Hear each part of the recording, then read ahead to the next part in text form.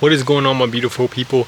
We're currently on the ground right now because my back is hurting and I don't want to carry this gimbal, but we are going to be recording the video today. We're going to be having some fun here, man. Hope you guys are doing amazing today. Let me know down in the comments below what you got going on today. It's good to be this close to you guys. Y'all can't even see me. I'm not in focus right now. But what we're going to be talking about in this video, you know, see me? Hold on. There we go. What we're going to be talking about in this video, actually, should I turn this way? Let me turn this way. We got the sun this way. What we're going to be talking about, hopefully I don't get bit up by any ants or anything, is mental toughness and being able to develop our mental toughness. And this is going off a concept that I talked about in a past video. Let me pick you guys up. There we go. And the concept was basically about Kobe Bryant saying that mental toughness is basically being able to take your mind someplace else, being able to have something that's bothering you, that's hard. Maybe it's an injury, maybe it's just like a tiredness, maybe it's something that's you're dealing with, and being able to take your mind someplace else to the point where that thing doesn't even start to affect you anymore, or where you can still move even with that thing. Now this is powerful, and this is something I think that we can all do. This is the reason I want to talk about this is I was watching a show called Physical 100 Asia, if you guys have not seen that. Well, Physical Asia, I guess.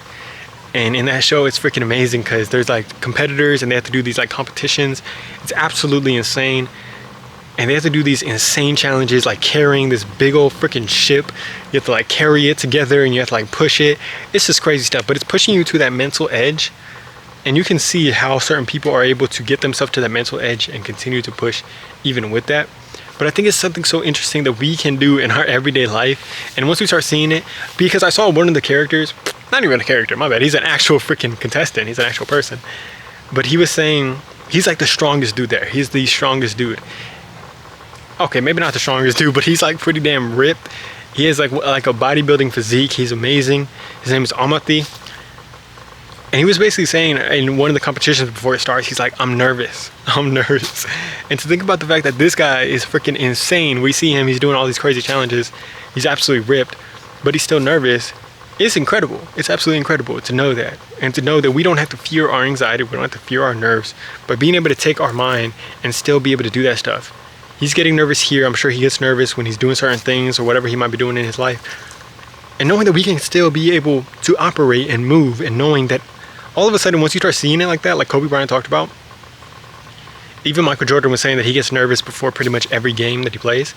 Knowing that we don't have to fear the anxiety, we don't have to fear the nerves, and knowing that it's okay to have that stuff. But that we can continue to go into that and almost kind of like it, you know what I'm saying? It's almost like you're kind of like looking forward to it because you want to go into it so that you can continue to beat it, continue to say that you're not going to be stopped because you're feeling this anxiousness, because you're feeling like you're about to toss up a whole damn everything that you ate that day, whatever it might be. And I think it's super crazy. Also, we were watching Fear Factor yesterday. If y'all don't know, Fear Factor just came back, and in one of the things that they had to do, they had to like drink cow blood, pig's blood, pig ears, cow stomach, all this damn crazy stuff. It was absolutely crazy. When you really think about it, I was like, oh my gosh, I felt like gagging even watching that. But knowing that even in those moments, that's what it's about. One of the guys talked about it. His gag reflex was going crazy even thinking about it. But that dude must have taken his mind someplace else, because he chugged that whole thing. That's mental toughness right there. Now can we do that in our life? And Kobe Bryant talked about the awareness, putting your awareness somewhere else. Can we put the awareness onto God? And knowing that we can have God in our life, we become more present with God. It's not saying that you need a certain feeling, but you're taking your mind to God every single day and allowing yourself to go away from the anxiety, away from the problems of your life. Not saying that you're ignoring them, but you're not letting them turn into that anxiety. Now, this is something we're all getting better at. Of course, I'm still working on it myself. But allowing that to become something where we place it in God and place our awareness and attention on God. And that's the thing too. So I was reading the book, The Power of Now, and he talked about how you have different portals that can reach into the present moment right now and get you into the present moment. And like the portals of that are, focusing on your breathing or focusing on a sound. Like if you focus right now, if, you're watching this video, okay, I'm gonna stop talking and you just focus on the silence. If you focus on the silence, it can get you into the present moment. Like I'm gonna stop talking right now.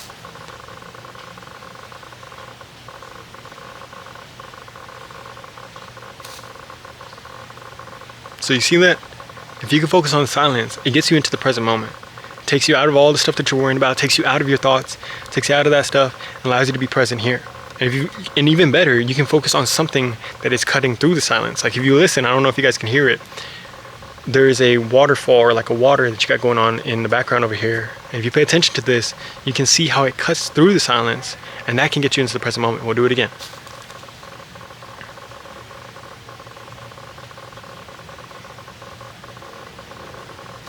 See, that is powerful because it's taking you here and now, and that's what we're trying to do. We're trying to get our mind to be able to bring ourselves to the here and now. And what he was saying with that is that love is not a portal into the present moment, but love is something that comes out of the now. It comes out of the presence that you have now. So if you can bring yourself into the present and continue to be present here now, love, joy, peace arises through that.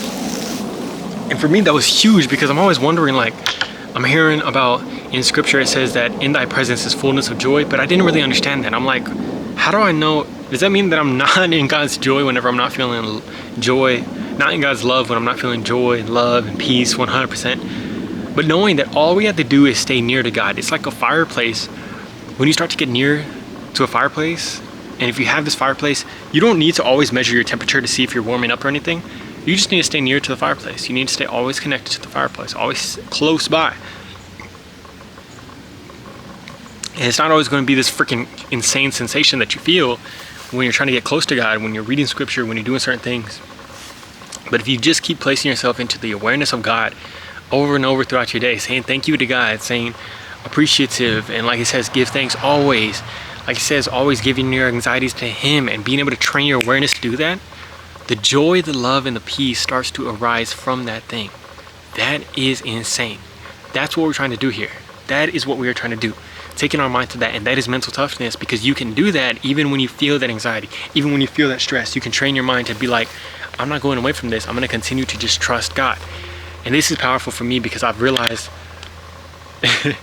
I've been doing this for myself. Like, I feel like I'm going to throw up sometimes before I go to work, but it just is what it is. And I'm almost starting to laugh at it now because it's like, hey, like I'm training my awareness to not worry so much about what my body is doing.